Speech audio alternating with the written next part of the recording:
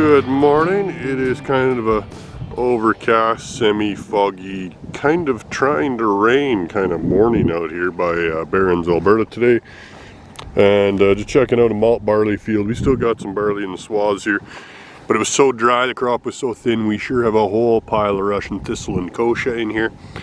And we're gonna have to take care of this. So this time of the year, there's lots of different options you can use for post-harvest. If you're not sure what your rotation is going to be next year, you're safe to spray things like Black Hawk and Distinct. Any of the Expresses are a good option. Express Pro for canola stubble is a really good idea, as well as things like Pre-Pass. So we got lots of options for you. FMC has their excellent DB878, which has a good 1 ounce rate of dicamba in here, so it's fairly similar to Corax. And those are both really good products for burning off something like this as well with glyphosate. Here's a little bit of an uncommon weed for you. This barley field was lentils last year, and now that we're starting to get some moisture, we're starting to see a whole shellac of volunteer lentils. At least they're easy to kill. Well, and here's what a little bit of spray drift on Reglone looks like on corn. This is just the edge of a cornfield up against a canola field. Canola got sprayed with Reglone, a little bit drifted here. Not too far into the edge of the corn. It's dryland edge anyways, but sure looks dramatic. Well, it's another wet, damp morning out here. I'm out by Colehurst taking a look at the alder on wheat. And I think we're finally ready to swath on this stuff. It's taken forever. Really slow maturing variety. But the kernels are pretty much dry enough now. We can get in here, we can get this swath. Actually, probably a good thing we didn't swath it before the rain. It'll dry out a little faster as it's standing here. So hopefully we get some nice weather soon and we'll be able to get back to harvesting. Oh, we're finally getting a couple of little patches of sunshine. That's nice to see. Just out in a swathed canola field here, we got some nice big swaths. If your ground is still solid and dry enough to get in and swath, it's a good time to get her done while the crop is nice and wet like this. Even with a little bit of Sclerotinia in there, you'll have pretty minimal shelling if you can swath in weather like this. Well, one nice thing about this cool wet weather we're having here is that it has likely killed or reduced the numbers of a lot of the aphids that are currently spreading diseases like this yellow dwarf around. So we do have a few patches here you can see in this field. This disease incubates generally in the crop for about 2 weeks before you even see a visible symptom, which means the patches like this were probably started with aphids just 3, maybe even 4 weeks ago. Up by Carmen Gay, and our volunteer barley from the hailed out stuff is pretty sickly looking at the moment here. I wouldn't necessarily say this is frost damage, but it is temperature related. We had quite a few days up here where it was 30-32 degrees, and then along the ridge here it gets down to 2-3 degrees at night. And I think that what we're just seeing is temperature shock from these wild fluctuations of temperature in actually a very short amount of time. As soon as the sun goes down, that temperature plummets in a hurry. So no point in spraying this yet. We're going to wait for it to recover and see if some more of these hailed out heads will sprout and germinate for us before we spray. Just in a cornfield down by Monarch, Alberta. This is a little bit of a different corn variety from what I've been showing before. This is Pioneer 7527, and it's not nearly as tall. It's about the same height as me, maybe a couple inches on me, and it's just loaded with cobs, and they're getting to be a decent size now. They're not quite as long as some of the other ones I've seen, but they're doing well, and they're filling out really good. Fertilized right to the tip, which is really nice to see. So have high hopes for this. Here's a weed for you this week. Most of you probably know what this one is, but it's wormwood absinthe. So fairly well identifiable by these balls as it flowers. And kind of an ugly looking thing, kind of woody, hard to kill, but it's really not a problem of fields. It's more of these areas that are kind of, ditches and wastelands and grazeland. But easily controlled by things like curtail when it's at the right stage, or reclaim or restore. Okay, well, good morning. I'm Nicci Rasmussen. I'm the area agronomist with Pioneer for Southern Alberta, and we're going to talk today a little bit about the maturity of your corn silage, how to judge where you're at from a maturity standpoint, and then relate that back to what it means for how much longer before your crops, at the really proper stage to be silaged so that you hit the line of optimum quality and yield. So the very first ear we have here, we break it open, we squish these kernels. We'll see that it's all just pretty much just juicy. It's at that stage where if you were to eat sweet corn, this would be at the stage. So this very first one here is in the milk stage. So still full of fluid inside the kernels.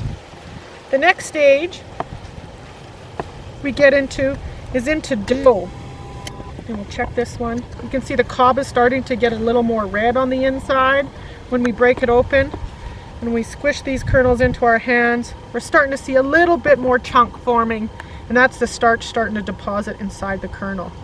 So we go from milk to dough, and I'd say that this ear here is at early dough. This next one here, I can see the odd kernel getting a dent, and if I break it open, we'll see a much redder cob. Take one of these kernels and squirt it into my hand, and there's a lot more chunk inside here. So this is getting to a later stage of dough. You can see here that there's some more chunks forming. The seed embryo was much larger and the cob is much more red, and we're just beginning to see the start of dent. So this is an ear we'd say is at late dough.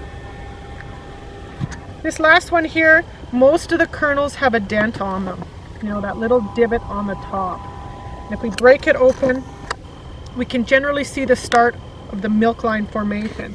So the milk line is where the starch starts to turn hard and deposit in the kernel, and it starts at the top and moves down. And this is a real indication of maturity, how to judge maturity of different hybrids. So if I take my fingernail and I dig into the top of this kernel, it's dry, right? There is hard starch inside the top of this kernel. The optimum point, our rule of thumb for silage has always been 50% milk line will give you the line where yield and quality are both maximized. You know, it's a rule of thumb, but it generally holds pretty close to true. And a 50% milk line would be an ear where if I took half the kernel off like this, it would be starchy. And you can see this one here, there's still a fair bit of juice in the bottom. I'd say that this one here is, you know, maybe just into dent at maximum 20-25% milk line. So it would have maybe, if all the field was like this here, you could probably be silaging within 7 days. When we get into the late dough stage, it's 15 to 20. Milk, early dough is going to be 25 days approximately before silage. So if you have any questions, go out, have a look in your field, see where you're at, and we can get you the chart that shows the days from each stage from the folks at AgroPlus. So give your AgroPlus rep a call to get a hold of that information. Thank you, Nicci. And just quickly, could you go over the difference between a flint and a dent corn? Sure. So if you have a flint kernel, you won't see these dents here. It's going to be a hard cap on the top. It'll look like popcorn, for example. And flint kernels can be, they're very often hard to judge the milk line on, because that hard cap really throws people to assume that it's much more mature than it is. But with that really rounded hard cap, it's hard on the top, but it's much more wet up inside of it. So it's a little harder to judge the milk line on a flint kernel. And a flint kernel will be generally a smaller, it'll have a larger cob and a smaller kernel depth. And so when you take that off and you break that, you have to kind of pay more attention to how far the milk comes up underneath that hard cap of the kernel. So you'll never see a dent. So if it's a flint, it'll always be round. And it'll kind of look like these kernels right here on the very end, really hard, a lot harder to squish your fingernail into as well. But they'll be very rounded on the top and no dent. Yeah, and that's bird damage we're seeing on the end of that, right? Yeah, this is bird damage right here. So bird damage is really easy to spot. You'll see the husk will be shredded, and you'll see where the birds will eat at the ear, and they can eat, sometimes I've seen them take the whole one side. But bird damage, when you flip it over to the opposite side, there'll be very little to none because the birds can't actually access that side of the ear. So bird damage is real easy to tell if you see something like this on one side, but not on the other. Yeah, and then for comparison, right beside you there, we have some deer damage where they've bit the end right off the cob.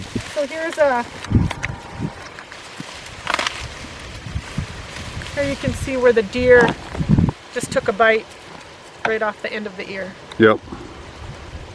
Yeah. Yep, pretty dramatic. Yeah.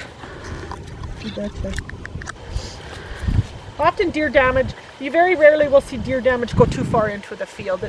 They really seem to prefer just to be on the outside and nip away at the ends. They like the taste of the silks. Oh yeah. Perfect. Okay, thanks, Nicci. You betcha. Thanks for watching. Like and subscribe, and we'll see you next week.